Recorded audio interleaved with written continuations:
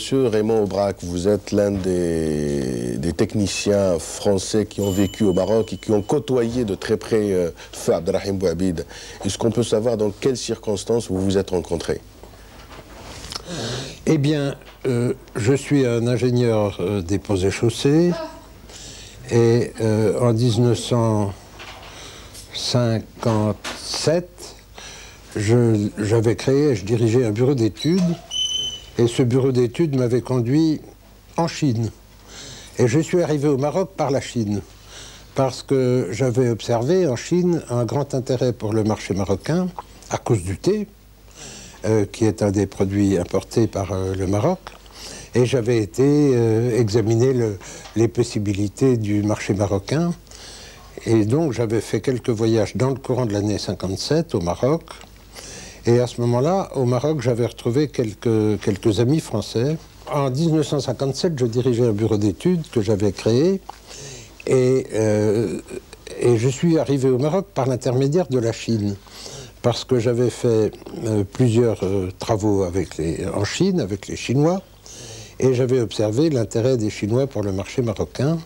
J'étais donc venu un peu en observateur, regarder comment se présentait ce pays nouvellement indépendant, et j'avais retrouvé là quelques amis français. Et notamment, je crois que j'en citerai trois, Pascal Copeau, qui avait été notre camarade dans la résistance, dans le mouvement Libération Sud, Cavassilas, qui avait été mon camarade d'école à l'école des Ponts. Pascal Copeau avait des responsabilités importantes dans la radio marocaine. Cavassilas dirigeait le bureau d'études de l'hydraulique au ministère des Travaux publics. Et Georges Ovède, qui était conseiller économique du gouvernement. Et en janvier 1958, j'ai regardé mes notes, c'est le 10 janvier 1958 que j'ai rencontré Abderrahim Bouhabid pour la première fois à l'occasion de dîner chez Georges Ovède. Et en parlant avec Abderrahim Bouhabid de ce que j'avais fait, de mes centres d'intérêt, etc., c'est à ce moment-là qu'il m'a dit ça serait intéressant que vous veniez au Maroc, il y a quelques travaux, quelques problèmes qui pourraient vous intéresser, qui nous seraient utiles. Venez donc travailler avec nous pendant quelque temps. Et cette idée m'avait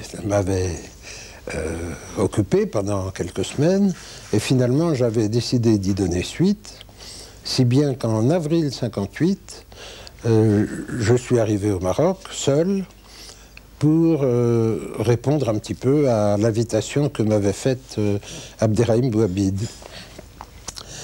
À ce moment-là, il était ministre de l'économie, vice-président du Conseil, et il avait comme directeur de cabinet Mohamed Lababi, qui, je crois, a fait une carrière d'enseignement à la faculté des sciences économiques de Rabat. Et j'ai été invité à travailler comme conseiller au sein du cabinet de Bouhabid, sous la direction de Mohamed Lababi. Voilà comment je suis arrivé dans votre pays. De par votre fonction donc, au sein du cabinet d'Abderrahim Bouhabid, vous étiez nécessairement amené à discuter assez souvent avec lui. Quels sont les principaux traits de caractère d'Abderrahim Bouhabid?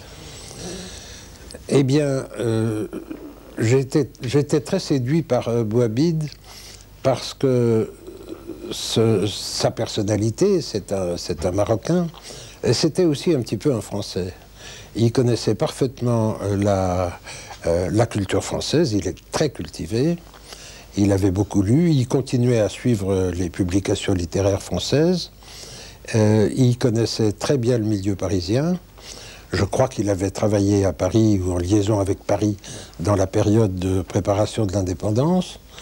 Il était très discret, très fin, très cultivé, de relations très courtoises. Et son discours était toujours plein de finesse, de nuances, d'exactitude. Il cherchait toujours le point. Il avait un don de conviction très fort.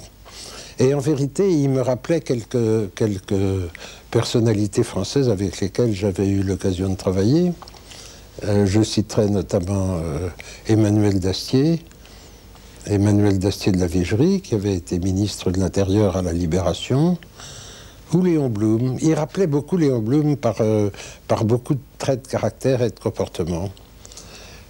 Et donc, travailler avec lui, c'était quelque chose de très enrichissant, parce que il posait des problèmes. C'était toujours... J'ai eu la chance de travailler sur des problèmes très intéressants. Et toujours, il comprenait très bien, tout de suite, très rapidement, toutes les informations qu'on lui apportait. Il acceptait beaucoup de suggestions qu'on faisait, il ne les acceptait pas toutes, mais il n'y avait jamais dans son comportement de traces d'autorité. C'était un homme plein de finesse et plein de... mais en même temps, on sentait très bien chez lui une détermination conditionnée par les contraintes très très importantes de la responsabilité qu'il assumait. À l'époque, le problème était d'organiser l'indépendance du pays, d'organiser le développement de l'économie, et évidemment, ça n'était pas simple. Justement, à propos de l'économie marocaine à l'époque, quelles étaient ses principales priorités, selon vous?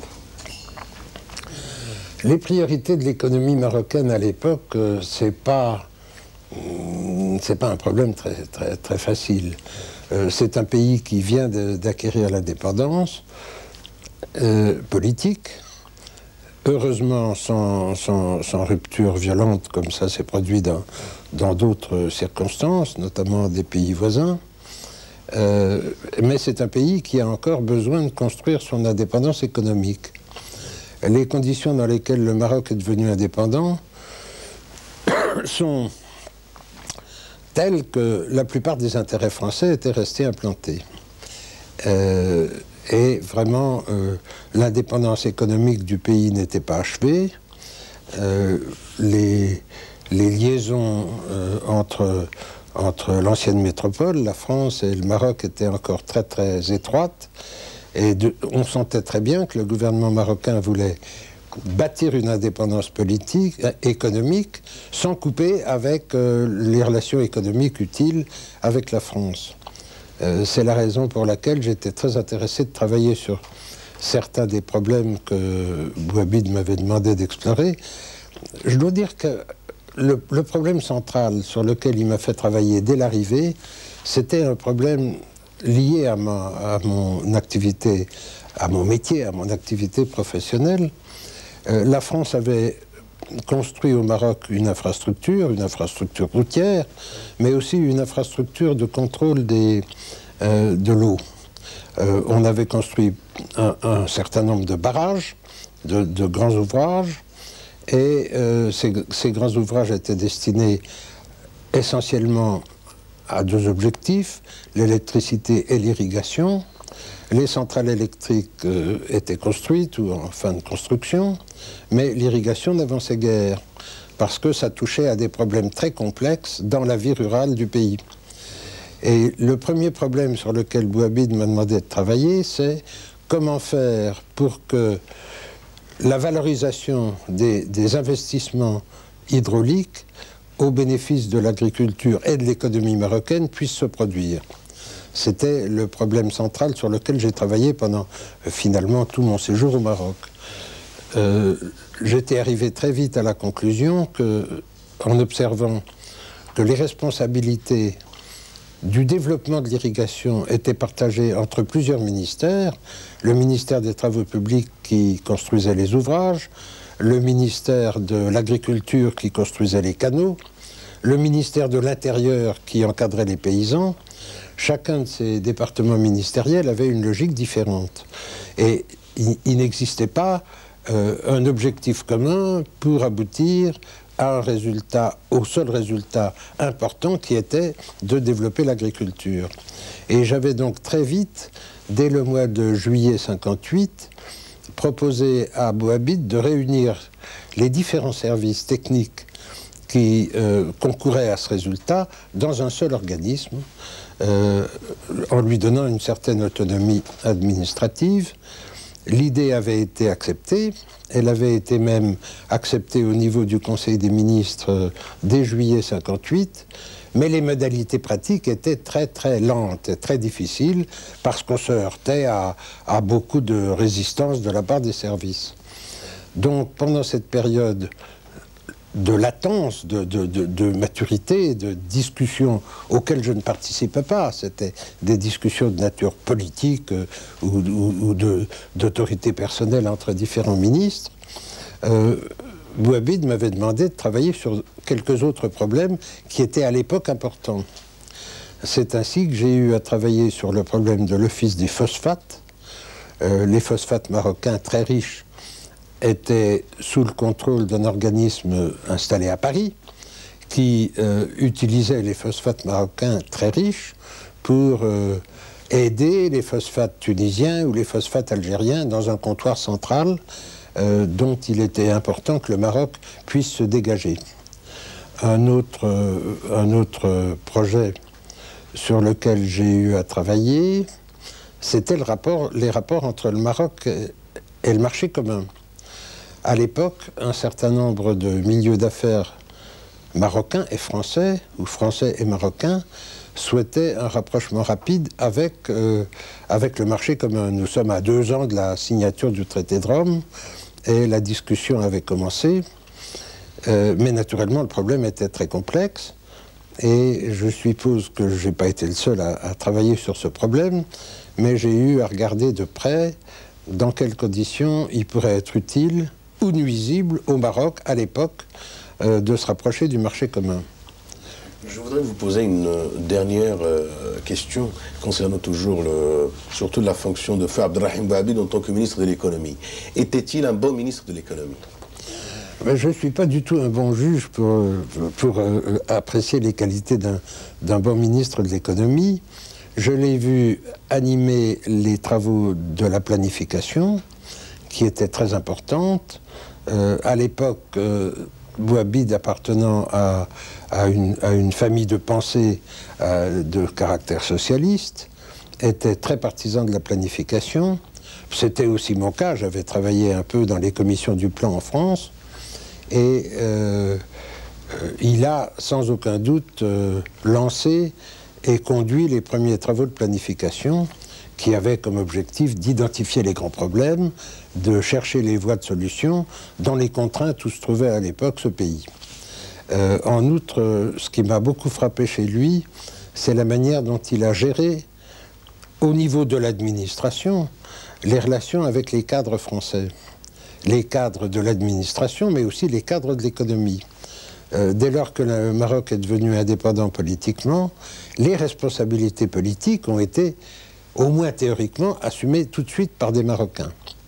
Et puis, il était resté un certain nombre de Français. On pourrait parler longuement, d'ailleurs, de ces Français qui sont ou bien restés au Maroc après l'indépendance, ou bien venus au Maroc après l'indépendance. C'était un problème, à mon avis, très très intéressant à l'époque, parce qu'on trouve toute une série de catégories de personnages, et il fallait, au niveau du ministre de l'économie, gérer une situation dans laquelle les responsabilités, les décideurs devenaient marocains, prenaient des décisions en fonction des priorités de l'économie marocaine, mais ne voulaient pas perdre ni les relations économiques utiles établies avec la France, ni les capacités des techniciens français qui étaient encore à ce moment-là nécessaires au Maroc, parce que le Maroc commençait à former des cadres, mais n'avait pas encore tous ses équipages de cadres pour les remplacer. Et j'ai trouvé qu'avec beaucoup d'intelligence et beaucoup de finesse et beaucoup de détermination, Bouhabid a très bien conduit cette politique complexe, difficile et difficile à réussir. Quand on regarde les résultats, autant que je les connaisse, de ce qu'est devenu le Maroc quelques 30 ans après maintenant, plus de 30 ans, on s'aperçoit que la politique qu'il a initiée était une politique qui a porté ses fruits et qui est arrivée à aider le Maroc à trouver les voies d'un développement, ce qui n'est pas si fréquent dans les pays dits en développement, que j'ai par la suite beaucoup fréquenté en Afrique, en Asie, en Amérique latine.